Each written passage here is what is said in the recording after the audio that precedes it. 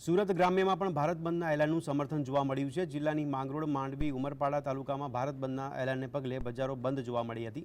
તમામ વેપારીઓએ સ્વૈચ્છિક દુકાનો બંધ રાખીને બંધના એલાનને સમર્થન આપ્યું છે। તો બંધને પગલે સમગ્ર જિલ્લામાં પોલીસ દ્વારા ચુસ્ત બંદોબસ્ત પણ ગોઠવવામાં આવ્યો હતો।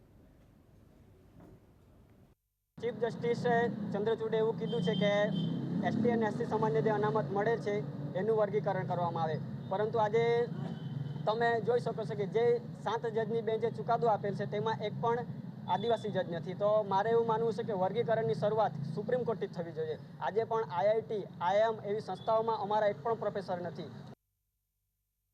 આજે 21મી તારીખ જે ભારત બંધનું એલાન આપેલું છે એ કેમ આપેલું છે કે સુપ્રીમ કોર્ટના 7 જજોની બેન્ચે જ્યારે એસસી અને એસટીના વિરોધમાં જે જજમેન્ટ આપ્યું એ જજમેન્ટ પાછું ના ખેંચે ત્યાં સુધીમાં તો આ ભારત દેશના એસસી અને એસટી સાથે અમે ઓબીસીને પણ લેવાના છીએ।